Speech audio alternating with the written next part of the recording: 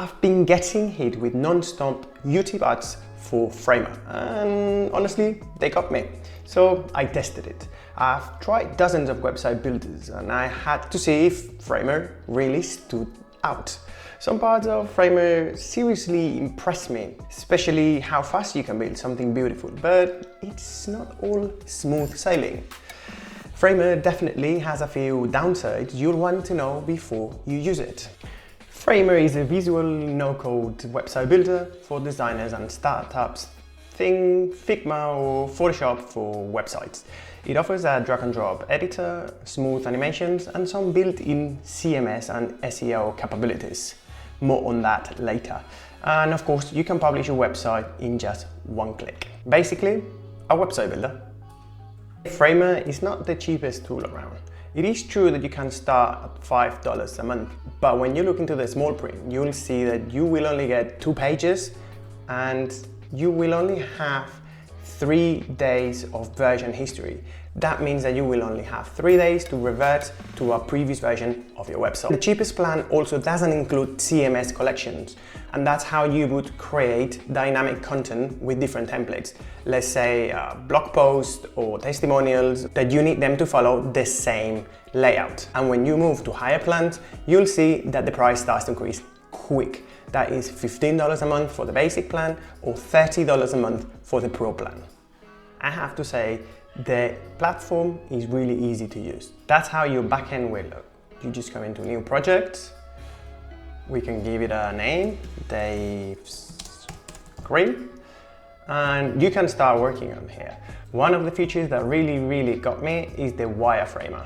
We let AI work for us, and Framer will create a wireframe for us.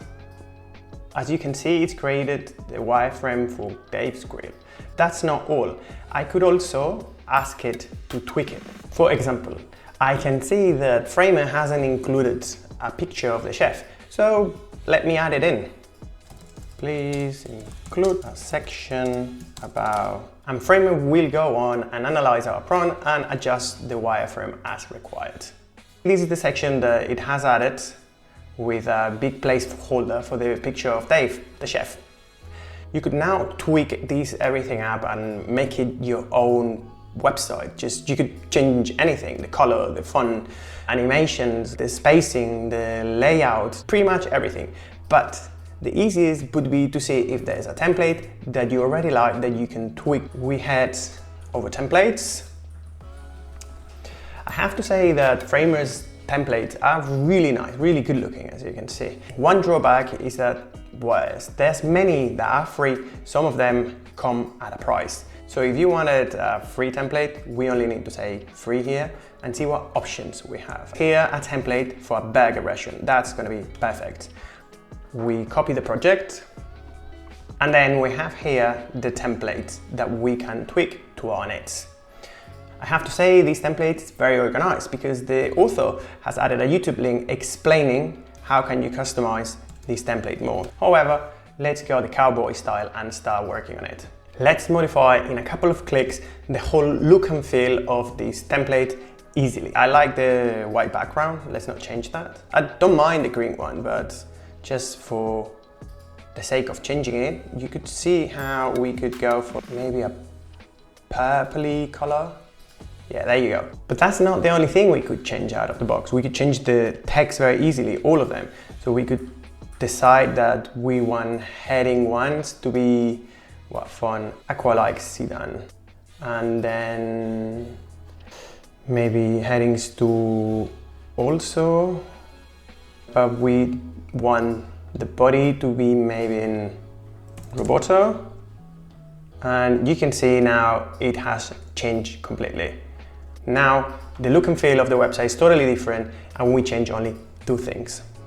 I must admit that the level of control that you have over elements is insane with Framer. One smart thing of Framer is that allows you to create websites that are totally responsive, which is not the case of every website builder. You can decide on the breakpoints, and those are also totally customizable.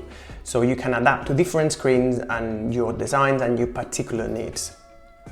And of course, Framer comes with many pre-designed sections and elements that you can use within your design. For example, if you wanted another navigation, you could select one of these and you just drag and drop it where it should go, and it's added instantly. I hope this gave you an overview of what the Framer editor can do.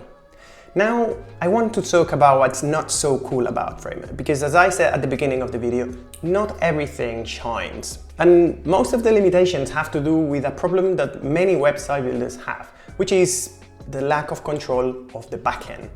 Meaning, if you need something like a custom solution to display the information you have in a database, well, that I am afraid you cannot do at the moment with Framer. Sadly, it doesn't have an e-commerce integrated natively yet either. And connecting with external apps, it's rather difficult at the moment. For example, you could not connect to your email marketing platform. This is a limitation that Framer, in my opinion, has to work on, because other website builders, Shopify, Wix, Squarespace, all those have connectivity with external apps. Hey, I hope you found this quick overview of Framer useful. If you did, please consider subscribing and giving me a thumbs up. See you next week.